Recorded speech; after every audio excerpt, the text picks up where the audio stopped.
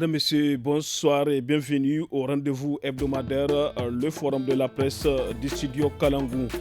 Cette semaine, les sujets qui ont dominé l'actualité s'articulent autour de la concentration des attaques terroristes et de la tuerie des populations civiles dans la commune rurale de Banibangou, aux régions de Tilaberi. La ruée vers l'or dans la commune de Danissa, département de Madaroufa, région de Maradi. À suivre également dans ce forum l'analyse de nos confrères sur la recrudescence des accidents des bus des compagnies de transport au Niger. Pour analyser et commenter tous ces faits, j'ai le plaisir de recevoir Gary Amadou, journaliste au quotidien La Nation. Gary Amadou, bonsoir. Oui, bonsoir. Hussein Issa Jibo, journaliste indépendant. Hussein Issa Jibo, bonsoir. Bonsoir. Et Memouna Diado, journaliste indépendante. Memouna Diado, bonsoir. Mokhtar, bonsoir. Au microphone, Mokhtar Hamadou.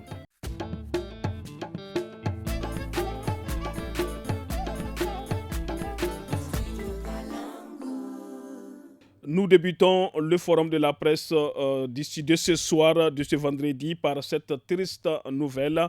Au moins 37 personnes ont été tuées lundi après-midi lors d'une attaque à Dareidei, village situé à 40 km à l'est de Banibangou, près de la frontière du Mali. Il s'agit d'une zone enclavée de la région de Tilaberi où les exactions commises par des groupes armés non étatiques se sont multipliées depuis le début de l'année.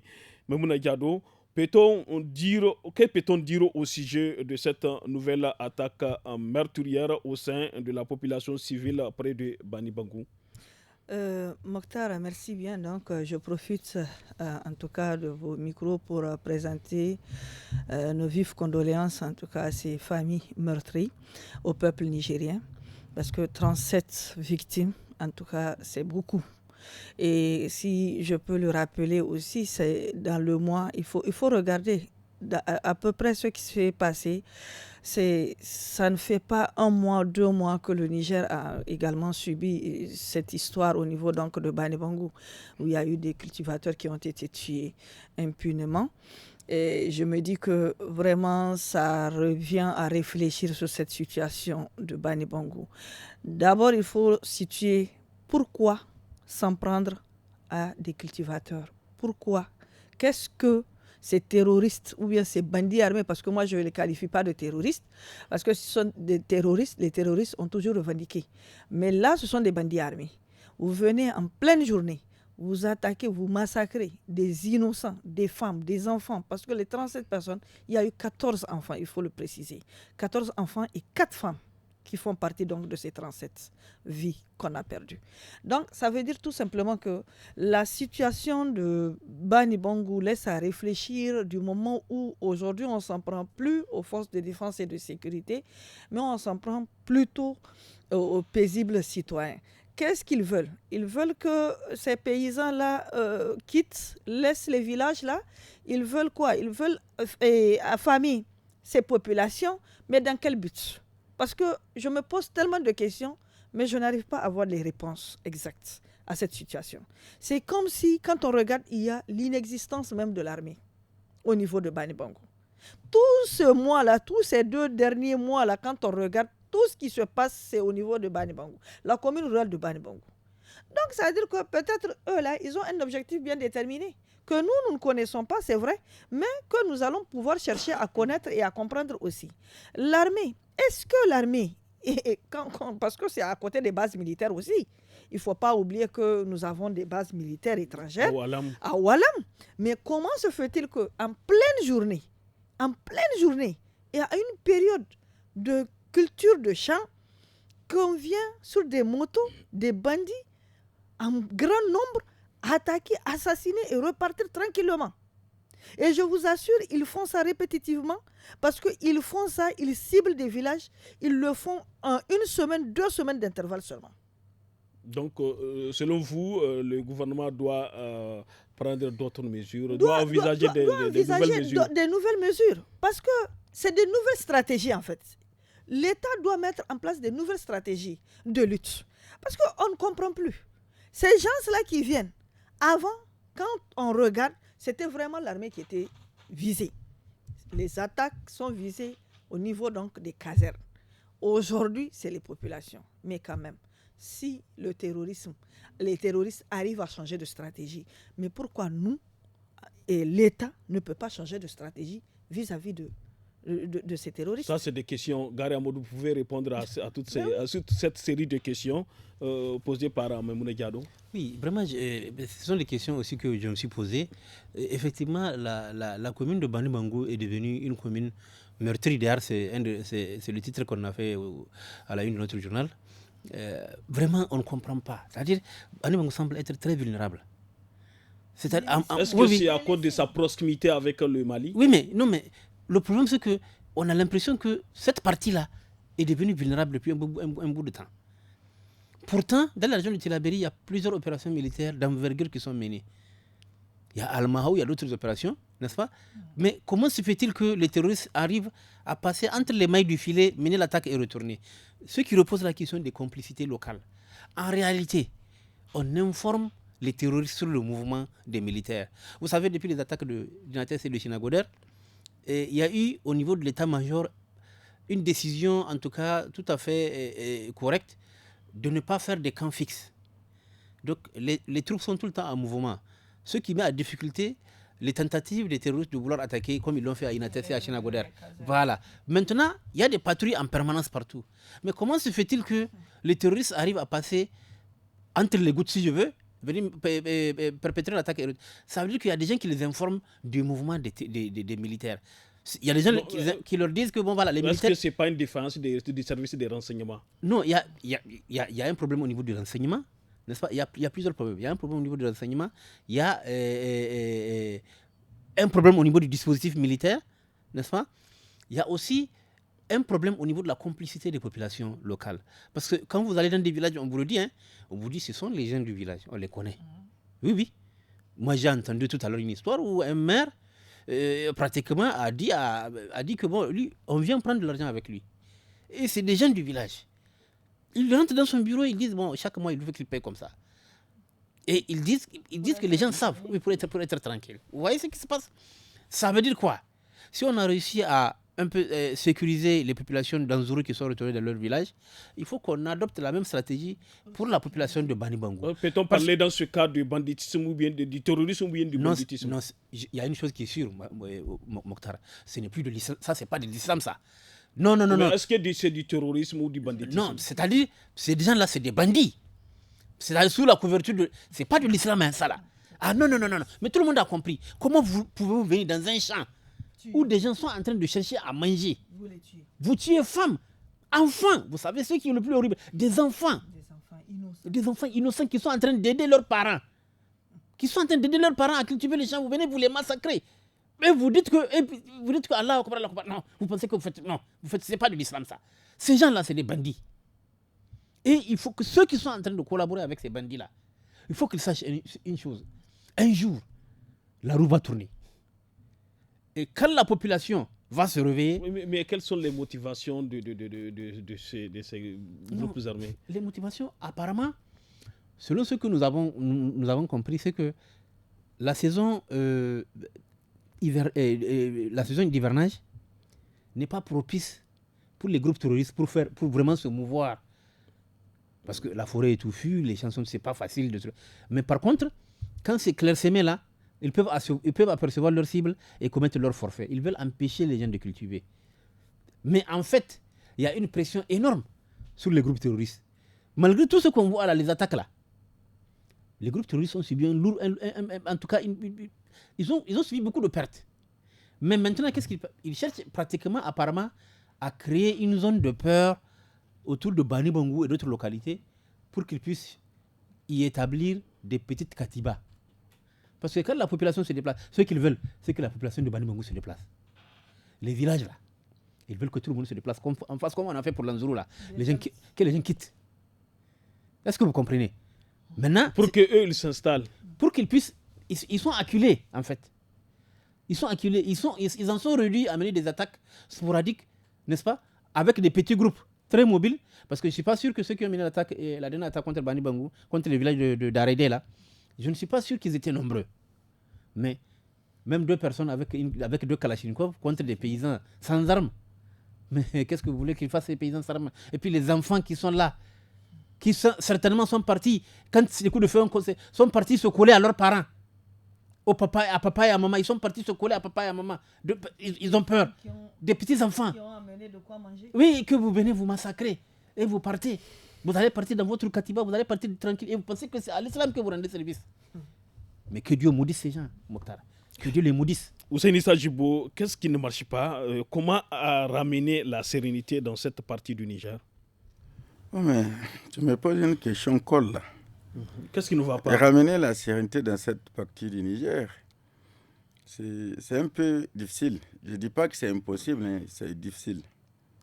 C'est difficile parce que, Gary vient de le dire, ces groupes armés non étatiques là, c'est des gens qui sont mobiles, qui sont souvent, parce que moi j'ai cessé de croire même qu'ils viennent d'ailleurs.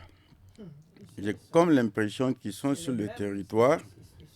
Ils ont des caches où quand ils viennent perpétrer leurs attaques, ils se replient, ils cachent les motos et ils ressortent quand ils ont envie d'attaquer. Ils viennent, ils ciblent des villages, ils sont là avec les gens, ils connaissent les positions militaires, ils connaissent les patrouilles, ils voient les patrouilles et tout et tout. Ils sont peut-être même dans les villages. Maintenant, fort possiblement, ceux qui sont de l'autre côté les manipulent. Comment vais-je dire, les Katiba, comme vient de le dire Gary, qui sont là-bas connus, les chefs djihadistes qui sont là-bas, les manipulent. À eux, ça les arrange. Ça n'a rien à voir avec l'islam, véritablement, ce qui est en train de se passer. Je me suis entretenu au téléphone hier avec le chef de canton de Lanzourou pour savoir exactement dans sa zone. Est-ce qu'ils sont confrontés? Il me dit oui, même dans sa zone, ceux qui ont des champs éloignés. Ces gens, ils vont dans les champs. Il y a des gens qui ont des champs jusqu'à souvent 5-10 km. Souvent, les gens, pendant cette période de campagne agricole, les gens se déplacent carrément, ils quittent le village pour aller s'implanter dans les champs, pour être fixes et pouvoir travailler jusqu'à la récolte. C'est quand ils ont fini de récolter, d'engranger, c'est à ce moment qu'ils reviennent dans les villages. Aujourd'hui, il m'a expliqué que toutes les populations, en tout cas les habitants de la zone, qui ont des champs éloignés, ne peuvent plus aller exploiter, y compris des gens qui sont juste à côté. Bon, c'est un nouveau mode opératoire. Le nouveau mode opératoire, c'est empêcher aux gens, aux villageois, de pouvoir exploiter leurs champs. Une façon de leur dire, vous devez vous en aller. Si vous restez, nous allons vous tuer un à un. En tout cas, nous allons créer les conditions pour que vous ne puissiez pas créer. Quelqu'un qui a faim, qui n'a pas pu cultiver, il va tomber dans l'assistanat. Ils sont déjà dans l'assistanat depuis. Maintenant, si tu cultives, parce qu'il faut voir le mode opératoire, et quand ils venaient dans les villages, souvent, ils tuent les populations dans les villages, ils brûlent les greniers avant de s'en aller. C'est une façon, c'est la stratégie de la terre brûlée. Ils brûlent les greniers, tu n'as plus à manger, tu es obligé d'être dans une situation d'assistanat. Maintenant, qu'est-ce qu'on peut faire? Qu'est-ce qu'on peut faire? Moi, j'ai dit, il faut créer les conditions de doter l'armée. Ça, c'est le passage incontournable de moyens aériens. On l'a toujours dit. N'est-ce pas? Qui puissent décoller, qui peuvent décoller. Parce que j'ai dit quelque part, c'est quand même étrange qu'on dise que des gens sont venus à moto. Ils sont en moto dans une zone où la circulation de moto est interdite depuis en plein jour. À pareil moment. C'est les après-midi, le plus souvent, ils viennent perpétrer ces attaques. Qu'on dise qu'ils sont venus, ils ont attaqué, et ils sont retournés. Alors qu'on a empêché aux populations d'utiliser la moto. Alors, qu'est-ce qui se passe? Comment ça se passe? Comment parvient-il à s'échapper? Il faut se poser beaucoup de questions. La manipulation n'est pas qu'une manipulation possiblement des gens, les chefs djihadistes et autres là. On ne sait jamais. Vous savez, notre pays là est plein de richesses du sous-sol. C'est-à-dire qu'il y a beaucoup de richesses, il y a beaucoup de convoitises autour de ça. Il faut créer une situation où les gens ne peuvent pas être là. Quand les gens ne sont plus là, on va créer une situation de zones abandonnées où d'autres personnes peuvent venir faire des recherches et tout et tout. Voilà toute la motivation.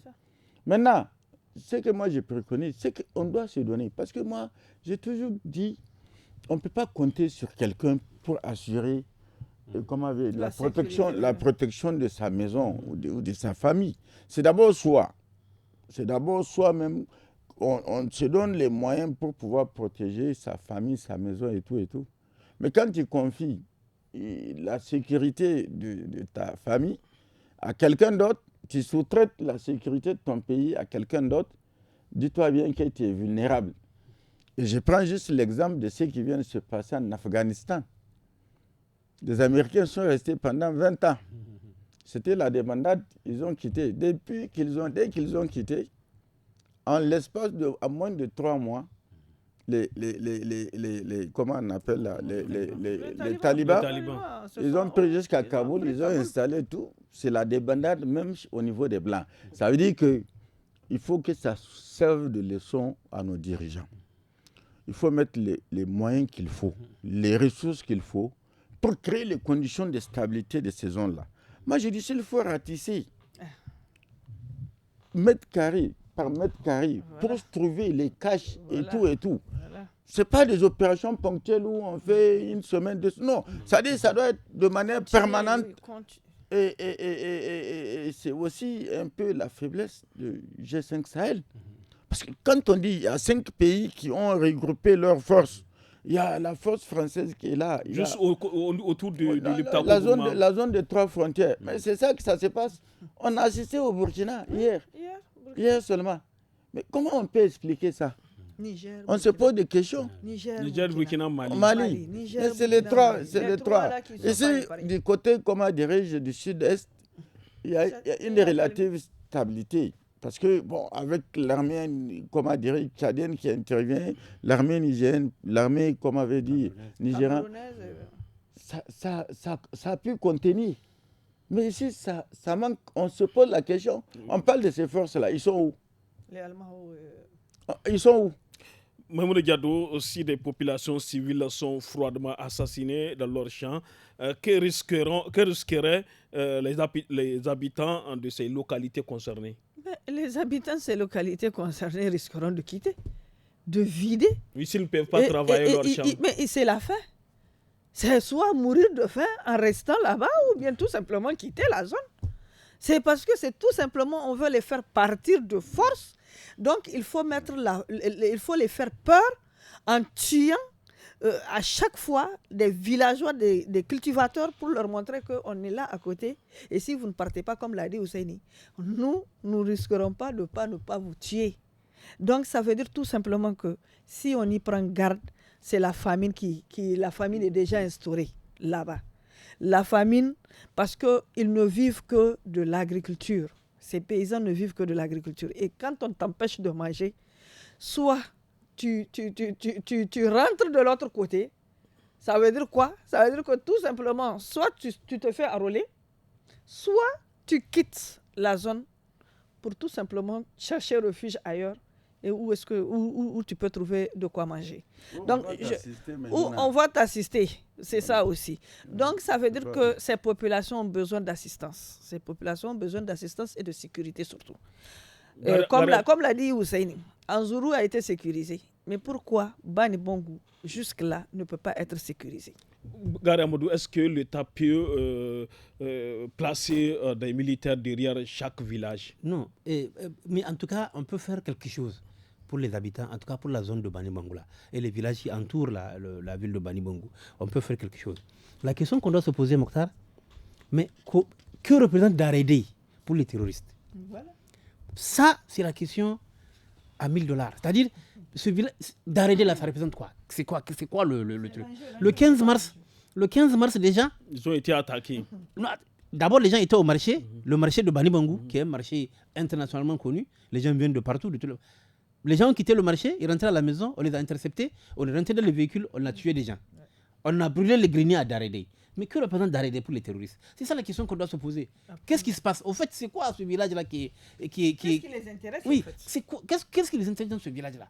Parce qu'apparemment, il y a une fixation sur ce village-là qui doit interpeller les autorités pour que des mesures soient prises, afin que la zone-là, le village-là, soit sécurisé. Parce qu'il y a une fixation sur ce village-là. Et ça veut dire quoi? Ça veut dire que ceux qui attaquent le village-là ne sont pas loin. Ils sont parmi la population. En fait, le 15 mars, là, quand on a intercepté les gens, les complices étaient dans le marché. Ils étaient venus aussi. Vous savez, dans les marchés des villages frontaliers, là, tout le monde vient. Les terroristes viennent, parfois avec des armes, pour acheter. Là où l'État n'existe pas, ils viennent avec des armes acheter des produits. Donc, quand il y a un jour de marché, là, tout le monde vient. Les complices des terroristes viennent. Et donc, pourquoi on a ciblé les gens de Darédé? On a intercepté les véhicules, on a tué les gens. C'est quoi le truc? C'est la question que je pose. Et vraiment, j'espère que j'aurai les réponses dans les prochains jours. On observe une courte pause.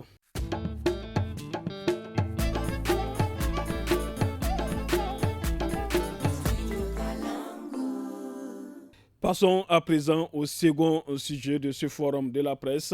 Depuis quelques semaines, le village de Chénégué-Garin-Liman, situé à 8 km au nord-est de la commune de Danissa, département de Madaroufa, est devenu un véritable pôle d'attraction des populations pour cause la découverte d'un site d'orpaillage. En effet, ce village qui était méconnu il y a peu de temps est aujourd'hui devenu une destination prisée à cause de la découverte de ce métal précieux qui est actuellement extrait sur 3 sites. Ousenissa, est-ce à dire que nos sols regorgent beaucoup de richesses et c'est un bonheur pour la population de cette localité? Je dis quelque part, c'est peut-être un bonheur, mais aussi un malheur. Parce que le village, un malheur dans quel sens? dans le sens où c'est de l'or qu'on a trouvé, non? Ça va développer le brindage à côté. Le sol va être dégradé? Non seulement il y aura la dégradation, les champs de culture et tout vont disparaître, mais en plus, c'est qu'il y a des gens qui vont venir, qui vont faire des braquages et tout. C'est ça. On a vu un peu au niveau du Diado, quand il y a eu l'or, on a vu ce que ça a donné. Les Tchadiens étaient là, les Soudanais, tout le monde était arrivé, tout le monde. C'est comme ici à Bangou, et puis comment ça s'appelle. Il ne faut pas, c'est bien. Les gens, c'est la ruée dans un premier temps, mais ils vont créer une situation où ça va être invivable avec le temps. Tant que ce n'est pas bien organisé, et je connais un peu les sites d'orpaillage, malheureusement, ce n'est jamais bien organisé. C'est la pagaille. C'est vraiment l'anarchie souvent. Ça veut dire aussi une chose, c'est que je viens de le dire, c'est que pratiquement le Niger là est un scandale géologique. Tout ce qu'on est en train de connaître. C'est le journaliste qui parle ou bien le géologue? Non, je ne suis pas géologue, mais à travers les études et tout, quand vous voyez les cartes, j'ai l'habitude de consulter des cartes, on dit qu'il y a des indices de telle matière ici, de telle matière, un peu partout dans le pays, que ce soit le charbon, le fer, l'uranium, et des métaux très précieux souvent qui rentrent dans la composition, dans la fabrication des appareils électroniques, des avions et tout. Tout ce qu'on est en train de vivre aujourd'hui là, il ne faut pas mettre de côté, penser que non. C'est comme ça, les gens se sont décidés un beau matin, on dit il y a djihadisme, ils viennent, ils se mettent à tuer des populations. Non, c'est pour créer une psychose, faire quitter les gens. On a entendu des choses quand on a sécurisé Kidal. Quand l'armée française est arrivée, ils sécurisaient Kidal. Mais un temps, ils ont décidé de partir, mais ils sont finalement restés. Vous imaginez, c'est la même bande, jusqu'à Tawa, jusqu'à Agadez. Un peu partout. Et sans compter dans la région d'Agadez, c'est un réservoir, un des plus grands réservoirs d'eau, en tout cas au niveau de l'Afrique. Et vous pensez que tout ça là, il faut faire la corrélation, le lien entre tout ce qu'on est en train de connaître, des choses qu'on ne connaissait pas. Tout ce qui est en train de se passer en termes d'insécurité là, c'est en lien avec les convoitises par rapport à nos richesses. C'est pas seulement, on a découvert, c'est là-bas, personne ne s'attend à ce qu'on découvre de l'or à Danissa. Et c'est dans la zone de Torodi, quand on a découvert, comment on appelle, il y avait un site qu'on a découvert. Mais alors, c'est le Liptako, toute la bande de Liptako, là, il y a de l'or. Mais ça veut dire qu'il y a dans d'autres zones également, il y a de l'or. Parce qu'on parle de l'or, on dit que c'est souvent, c'est un métal bizarre, qui est phénoménal, qui peut apparaître comme ça, un peu partout. Bon, voilà un peu la situation. Et je me dis, quand il parle de bonheur, non, pas forcément pour les populations, parce que ça va installer un peu l'anarchie au niveau de ce village-là. Gary Amadou, chaque jour, ce sont des centaines de personnes qui débarquent dans cette localité pour l'extraction de l'or, qui pour l'achat, qui pour installer un petit commerce, et ce, dans tous les domaines. Comment organiser ce secteur? Hussein Issa venait juste de parler d'organisation. Vous savez, quand on découvre d'abord un site, quand on découvre de l'or dans un endroit, dans un premier temps, une grosse pagaille. Vous savez, c'est vraiment de l'informel qui s'installe. Mais je sais que l'État arrivera à un moment où il va fermer, comme il a fermé le Diado quand il a vu que bon, ça devenait un truc vraiment de la ruée. De tous les pays, les gens venaient, l'État prend des mesures et puis il ferme. C'est sûr qu'ils vont fermer cela. Mais avant cela, peut-être les gens vont s'enrichir. Mais en réalité, le vrai problème, c'est ce que Hussein a soulevé. En réalité, il n'y a pas de quoi jubiler. Quand vous entendez qu'on a découvert en tout cas une matière première très importante sur le sol, vous avez tendance à être content. Mais pourtant, moi je peux considérer que ça peut être une source de malheur. Vous savez, le monde actuel là, Mokhtar, il est cruel. Les grandes puissances là, ils sont dans la projection dans 100 ans.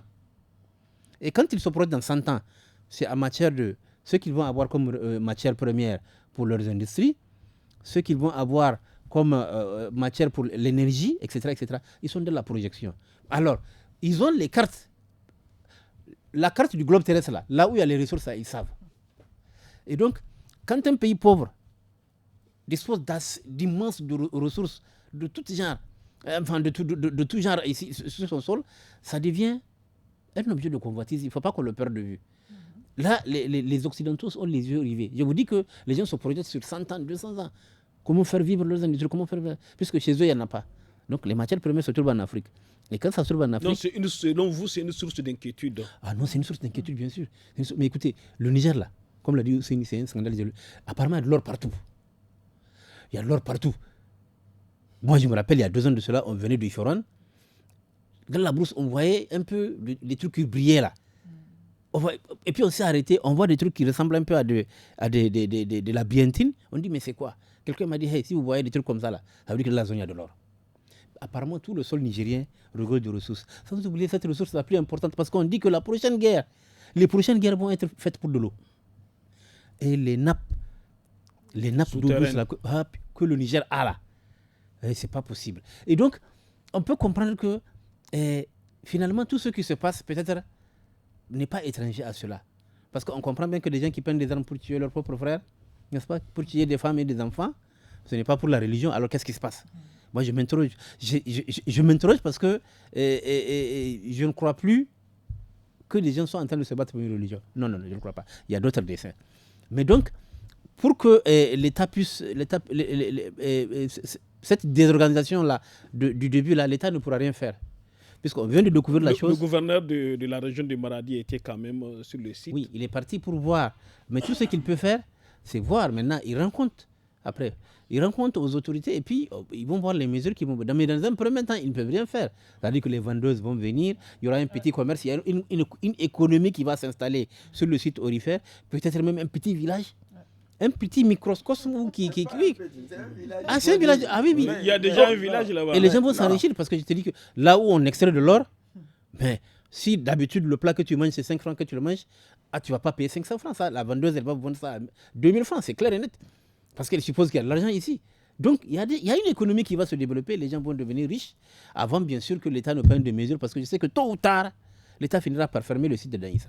Mamoudou Diado, le département du Madarouf fait face à un banditisme, situation qui était à l'origine de la visite de travail du président de la République, chef de l'État, Bazoum Mohamed, dans ce département.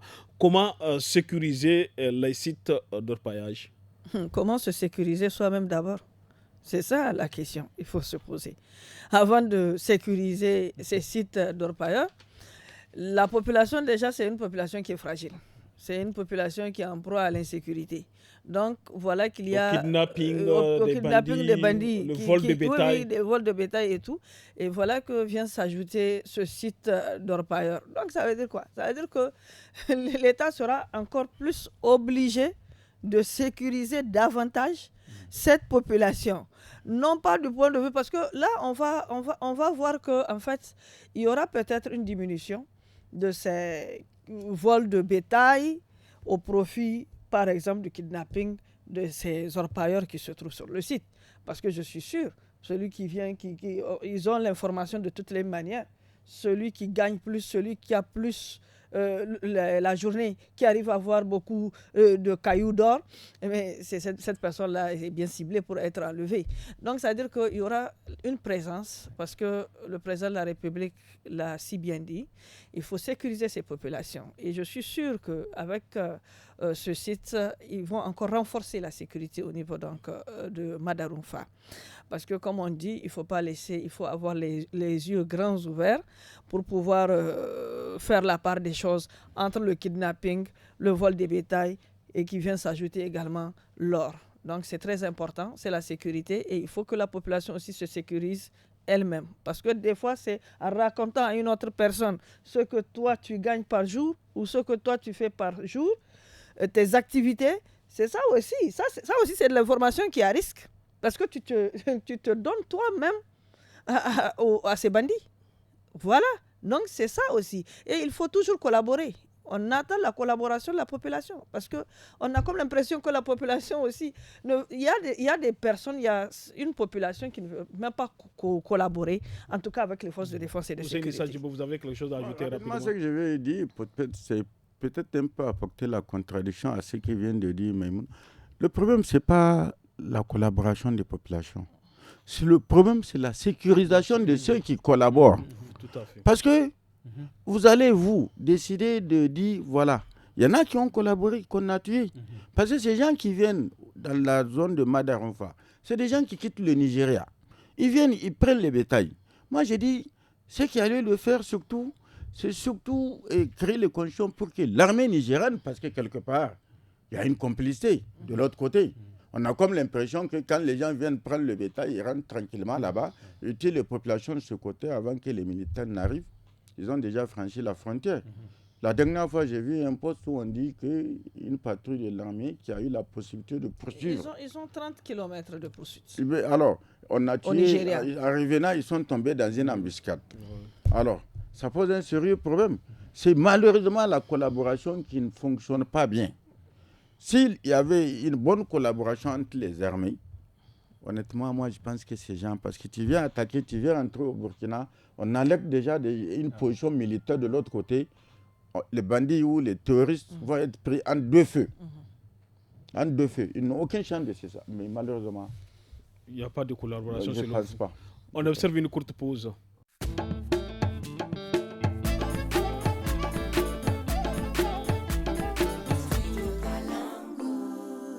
Enfin, le dernier sujet du forum de la presse de ce soir est relatif à la recrudescence des accidents des bus des compagnies de transport au Niger. Ces dernières semaines, le Niger a enregistré plusieurs accidents de la route, notamment des bus de transport en commun, ayant occasionné plusieurs morts et blessés, une situation qui inquiète les Nigériens. Maimouna Diado, comment expliquer la recrudescence des accidents des bus des compagnies de transport, surtout en cette saison des pluies? Bon, c'est à deux niveaux. À deux niveaux, c'est-à-dire? C'est à deux niveaux. Il y a l'État. L'État, qu'est-ce que... Par rapport à l'impraticabilité des routes. La dégradation des routes. La dégradation des routes, parce que j'ai suivi les promoteurs de ces compagnies qui ont accusé d'une part l'État par rapport à ça, par rapport à la dégradation des routes. Il y a également, de notre côté, l'accès de vitesse, je suis sûr. Donc, ça veut dire que c'est partagé entre les compagnies de transport et l'État. L'État doit mettre les moyens, en tout cas, pour réfectionner donc, ces routes dégradées, pour permettre donc, à ces compagnies de transport, à ces Nigériens, d'aller et de revenir en toute tranquillité. Il y a également les compagnies de transport aussi, également, qui doivent attirer l'attention de leurs chauffeurs par rapport à l'accès de vitesse. L'accès de vitesse, c'est très important. Et ceux qui Il y a aussi l'expérience des chauffeurs. L'expérience des chauffeurs. Il y a l'expérience des chauffeurs. par exemple, quand tu mets un chauffeur qui n'a pas de famille, moi je dis qu'il n'a pas de famille, qu'il n'a ni épouse, ni enfant, tu le mets, tu ne le responsabilises pas. C'est pas un responsable à mes yeux. Parce que lui, il n'a rien à perdre. Pour lui, il n'a rien à perdre. Alors que ceux qu'il transporte, c'est vraiment des familles. Et ce qui m'écoeure également, c'est quand ces compagnies de transport font leur accident, on ne voit personne, on n'entend personne, personne ne parle de ça. C'est seulement sur les réseaux sociaux que nous voyons ça. Donc, la presse ne parle pas de ça. Tu as une fois vu ça, on a montré une fois à la télé, on a montré ça une fois dans les télés privées, ou bien même dans les télés publiques. Non, ça ne passe pas toi aussi. Donc, là aussi, il faut se poser la question. Le travail que nous devrons faire. Tourner autour du pot. Non, c'est pas tourner autour du pot. Mais je vais arriver à ça. C'est parce que tout simplement, ces promoteurs sont comme les rois. Quand je dis c'est comme les rois, ce sont des patrons ici au Niger. Parce qu'ils financent beaucoup la communication.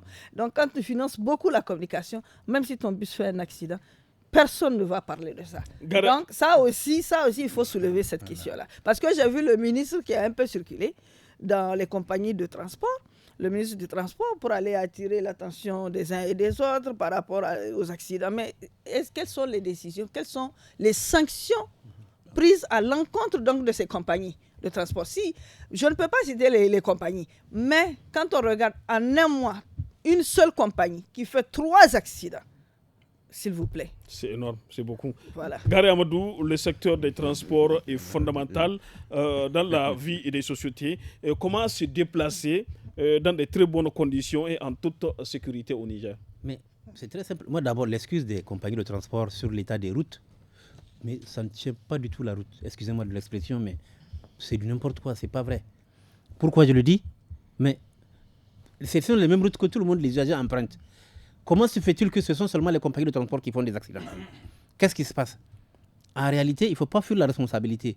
Les compagnies de transport font preuve d'une certaine irresponsabilité envers leurs chauffeurs. C'est-à-dire qu'il n'y a pas de sanction au niveau des compagnies de transport. On le voit bien.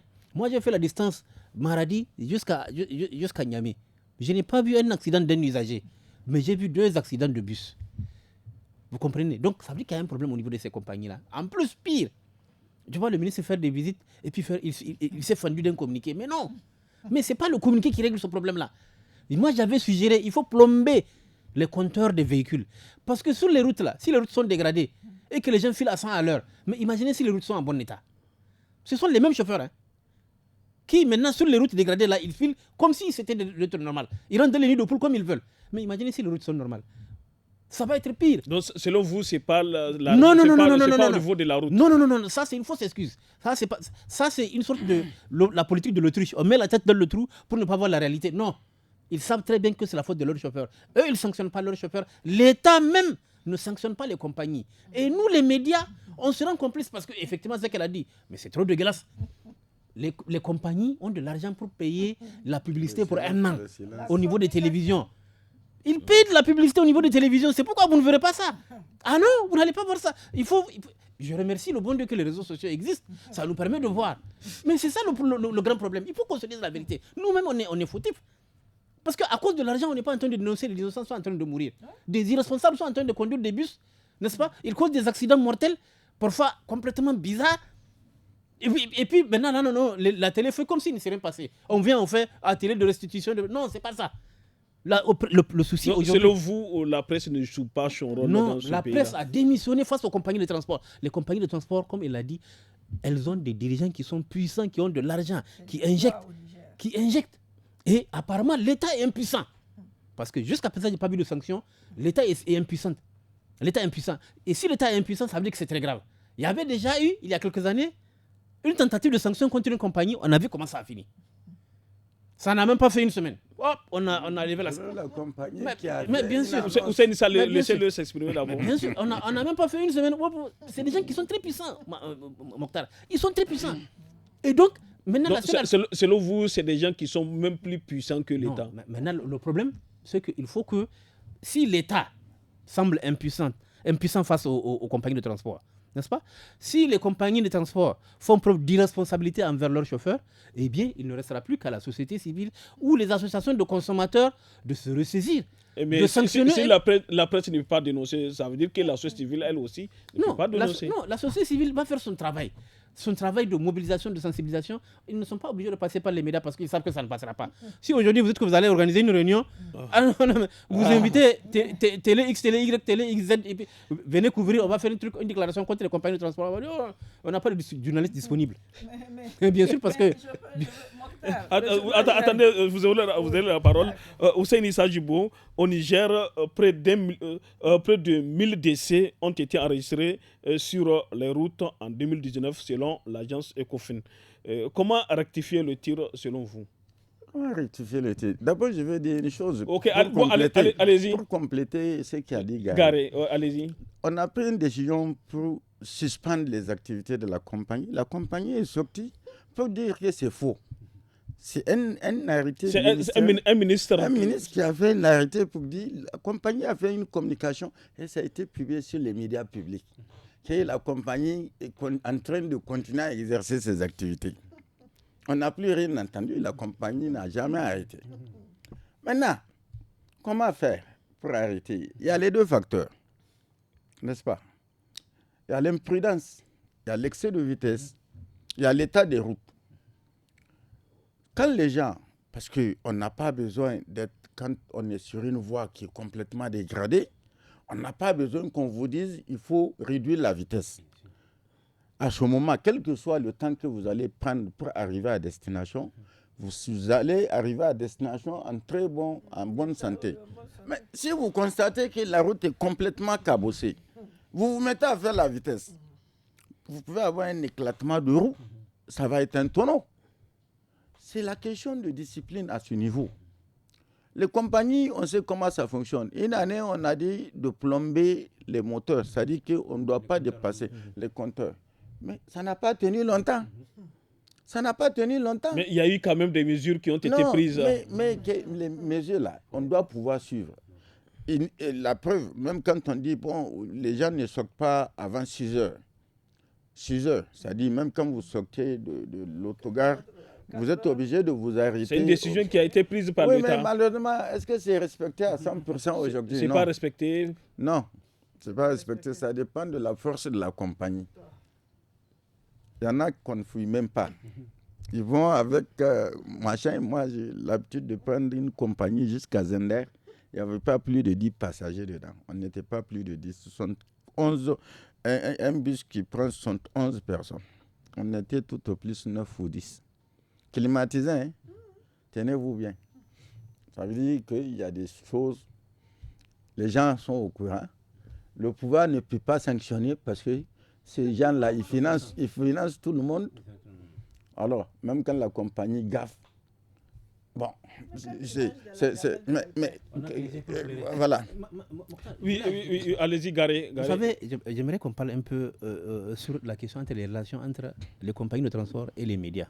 Vous savez, il y a des contrats qui lient les compagnies de transport à des médias. Des contrats de prestation. Ça, c'est pour la publicité. Ils peuvent faire la publicité. Dans les clauses, c'est très clair. Même quand la compagnie fait des accidents. Non. Les clauses, écoute, on parle de contrat. Hein. Dans les contrats, c'est bien clair. C'est bien précisé que, attention, tu ne dois pas faire quelque chose qui porte atteinte à notre image, etc. Ah, c'est signé. Mais c'est sur ça. Donc, le fait de dire un tel compagnie non, tu as signé.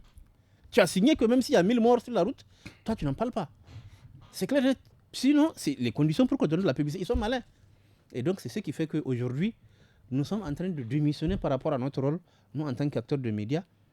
Et ce sont les activistes des réseaux sociaux qui sont en train de faire le travail qu'on est censé faire. Voilà. C'est complètement triste. C'est honteux. Mais j'ai dit, merci le bon Dieu que Facebook existe. Merci que WhatsApp existe. Ça nous permet en temps réel, dès qu'il y a l'événement, qu'on puisse avoir l'information. Maintenant, si les télés n'en parlent pas, ça fait leur problème. Mais les médias sociaux vont faire le leur. Mais est-ce que ça aura des conséquences sur l'audience des télévisions, ce genre de pratique? Non, mais écoutez, quand vous allez dans une télévision où il vient de se passer un événement grave, un accident sur de la route, qui est connu de toute la population, et que vous ouvrez le journal, On vous montre, oui, comme ça, la pluie est tombée dans tel endroit. Non, c'est pas ça. Ou on vous montre à télé de validation de... Non. Vous vous attendez à voir la première fois. Normalement, le réflexe, quand un accident s'est passé à la sortie de Niamey, comme ça s'est passé il y a quelques jours, le réflexe pour les médias, c'est d'envoyer... Vous avez vu une télé qui a envoyé quelqu'un? Personne. Mais vous avez quelque chose à ajouter rapidement? Oui, en fait, c'est pour dire que toi, le journaliste, qui se hasarde à faire un article sur ça, mais c'est toi qui seras licencié. Ça, c'est clair et net. Mais oui, parce que le patron ne va pas perdre quand même ses millions. mais c'est ça. Parce que moi, j'ai fait l'expérience, en fait. J'étais vers, pas Soreille, mais la route Torodi. Il y avait un bus, compagnie là, qui a fait un accident où il y a eu des morts brûlés, calcinés. Moi, j'étais parti là-bas, hein. J'ai pris tout. Je suis venu, j'ai diffusé une seule fois. Ça n'a passé qu'une seule fois. Mais quand même, ça a permis au patron d'avoir le contrat. Parce qu'il n'y avait pas le contrat. Donc, ça a permis de signer le contrat. Voilà, nous sommes au terme de... dire que ça ne peut pas, cette situation ne peut pas se régler. Voilà, nous sommes au terme de ce forum du studio Kalangou. Merci à nos invités, Garé Amadou du quotidien La Nation, Hussein Issa Jibo, journaliste indépendant, et Maïmouna Diado, journaliste indépendante. Merci aussi à vous tous, chers auditrices, auditeurs, téléspectatrices, téléspectateurs, pour votre fidélité au programme du studio Kalangou. Rendez-vous samedi et dimanche de 17h sur nos 47 radios et 6 télévisions en partenaire pour suivre le programme des jeunes avec l'actu des jeunes en 5 langues suivi de tous à la FADA. Et à partir de 18h15 samedi, le forum à Hausa sur le thème la mendicité à Zender. Et dimanche, le forum en Zarma sur le thème l'importance de la plantation et de l'entretien des arbres au Niger. Merci à la technique côté son assurée par Amina Hassan et côté vidéo Mustafa Ayouba. Merci, au revoir.